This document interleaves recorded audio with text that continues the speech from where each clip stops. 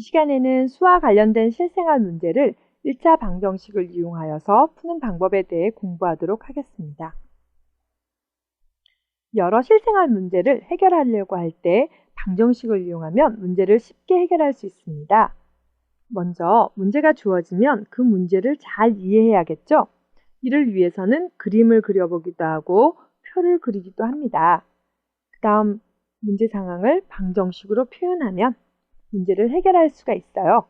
문제 상황 속에서 방정식을 어떻게 활용하는지 공부해 보도록 할까요? 은진의 반 32명의 학생들을 남녀 1명씩 짝을 지어 앉혔더니 여학생만 4명이 남았다. 남학생 수는 몇 명일까요? 자, 남자, 여자 이렇게 짝을 지어서 앉았대요. 앉았더니 여학생만 4명이 쪼로록 남았대요. 그러면 남학생 수는 몇 명일까 하고 물어보았죠? 남학생 수가 몇 명인지 모르니까 우리는 이 남학생 수를 X명이라고 해봅시다. 그러면 여학생 수는 몇 명일까요? 자, 남학생이 X명이에요. 그럼 남녀 짝을 지었으니까 짝 지어서 앉아있는 여학생도 X명이겠죠. 근데 4명이 더 있어요, 여학생이. 그럼 여학생 수는? 그렇죠. X 플러스 4명이에요. 그 다음에 우리가 또 하나 안 쓴 거는 전체 학생 수가 32명이에요. 전체 학생 수라는 것은 남자, 여자로 구성되어 있으니까 남학생 수와 여학생 수를 합치면 전체 수가 돼야 되겠죠? 따라서 우리는 방정식을 세울 수 있습니다. 여러분, 세울 수 있나요? 식을 세워보도록 하겠습니다. 남학생은 X명, 여학생은 X 플러스 4명, 전체가 32명. 1차 방정식이 세워졌죠? 이제 풀기만 하면 됩니다. X와 X 두 개를 더하니까 2X가 될 거고요. 플러스 4를 우변으로 이항하면 마이너스 4, 2X는 28. 자, 우리는 X를 구하는 거죠? 곱하기 1을 없애기 위해서 양변에 곱하기 2분의 1을 해줍니다. 또는 2로 나눠주면 되겠죠? 그럼 X는 14. X값이 나왔네요. 그럼 맞는지 볼까요? 자, 이것을 검산이라고 하는데요. 자기가 구한 X값이 맞는지 한번 확인해 보는 거예요. 남학생이 X라고 그랬죠. 남학생이 14명이라고 구한 거예요. 그러면 여학생은 남학생보다 4명이 많으니까 18명이겠네요. 그럼 전체는 몇 명이죠? 14 더하기 18이니까 32명. 전체 학생 수로 주어진 것과 정확하게 일치하네요. 따라서 우리가 구한 X값이 맞았어요. 그럼 답을 쓸 때는 물어보는 것이 남학생이 몇 명이냐 그랬죠.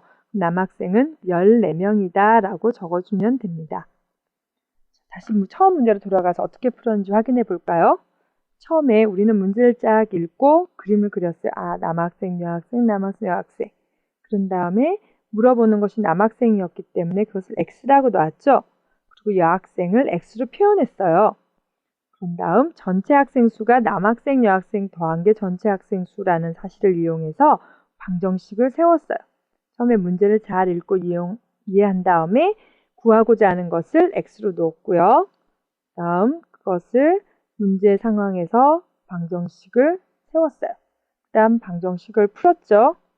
그리고 나와 있는 답이 문제 상황과 맞는지 확인을 했습니다.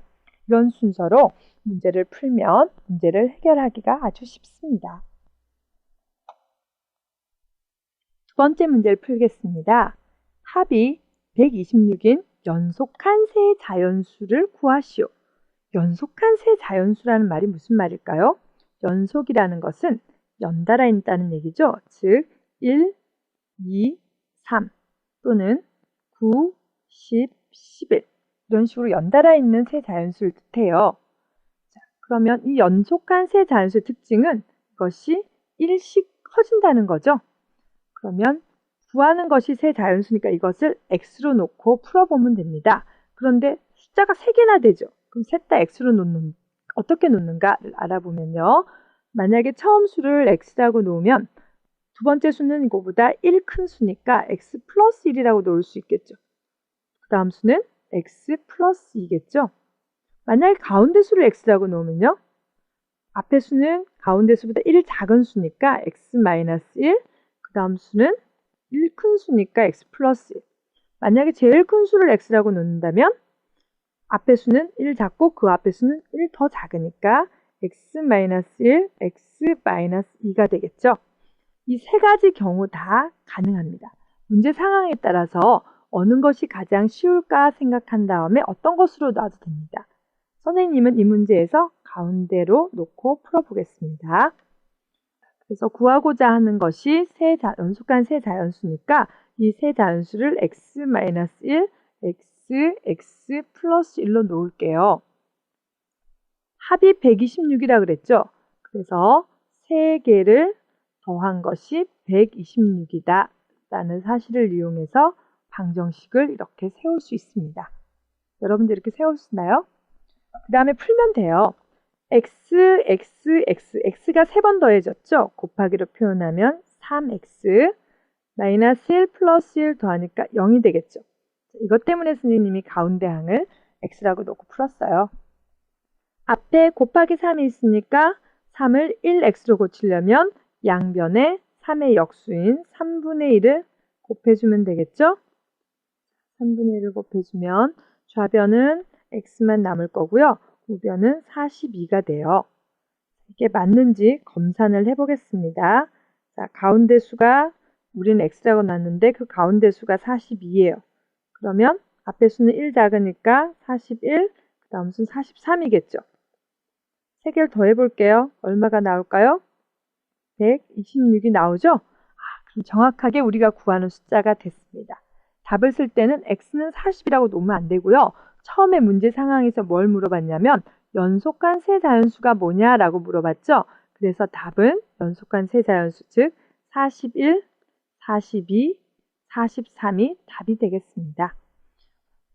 활용 문제를 풀 때는 문제에서 물어보는 형태로 답을 써야 됩니다. 문제에서는 x가 뭐냐라고 물어보지 않았죠. 연속한 세 자연수가 뭐냐라고 물어봤기 때문에 답은 41, 42, 44 이런 식으로 문제에서 원하는 형태로 답을 써주면 됩니다. 이번에는 나이에 관한 문제를 풀어보도록 하겠습니다. 올해 아버지의 나이는 45세, 딸의 나이는 13세, 아버지의 나이가 딸의 나이의 2배가 되는 것은 몇 년 후인가 물어보았습니다. 선생님이 지금 표를 그려놨는데요. 문제를 풀 때 표를 그리거나 그림을 그려서 문제를 해결하면 좀 더 쉽게 풀 수 있어요. 표에다 이제 넣어볼까요? 아버지는 올해 45세라고 했고요. 딸은 13세라고 했어요. 10년이 지나면 아버지는 55세가 되고 딸은 23세가 되겠죠? 그러면 몇 년이 지났는지 모르니까 우리는 이걸 x라고 놨어요. 선생님이 x라고 놨죠? 자, 아버지는 x년 후에 몇 살이 될까요? 현재 45세예요. 그럼 10년이 지나면 45 더하기 10, x년이 지나면 45 플러스 x가 되겠네요. 딸은 똑같이 지금 현재 13인데 10년이 지나면 13 더하기 10, x가 지나면 x 더해주면 되겠죠. 그러면 방정식을 세워보도록 하겠습니다. 아버지 나이가 딸의 나이의 2배예요. 즉 딸의 나이가 13 플러스 x였는데요. 그것의 2배니까 여기에 곱하기 2를 한 것이 아버지의 나이가 되는 거죠. 이렇게 아버지의 나이가 딸의 나이의 2배가 된다라는 사실을 이용해서 방정식을 세웠습니다. 그 다음에는 풀면 되겠죠? 가로에 곱해져 있는 수는 가로 안에 있는 모든 항에다가 곱해주면 되니까 26 플러스 2x는 45 플러스 x. 등호를 기준으로 미지수가 있는 항을 좌변으로 이항하겠습니다. 우변에 있던 플러스 x가 이항에 오니까 마이너스 x고요.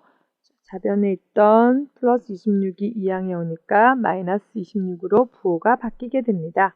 계산을 하면 2x에서 1x를 빼는 거니까 x, 45에서 16을 빼면 19가 되겠네요. 자, 맞는지 검산을 해볼까요? 19년 후, 19년이 흐르면 현재 45세이던 아버지 나이는 45 플러스 19가 되니까 64가 되겠고요. 딸은 현재 13이었는데 19년이 지나면 32가 되겠네요. 정확하게 2배가 맞죠? 따라서 우리가 구한 x값이 맞았다는 사실을 알 수 있어요. 그러면 문제에 맞게 답을 써줄까요? 몇 년 후에?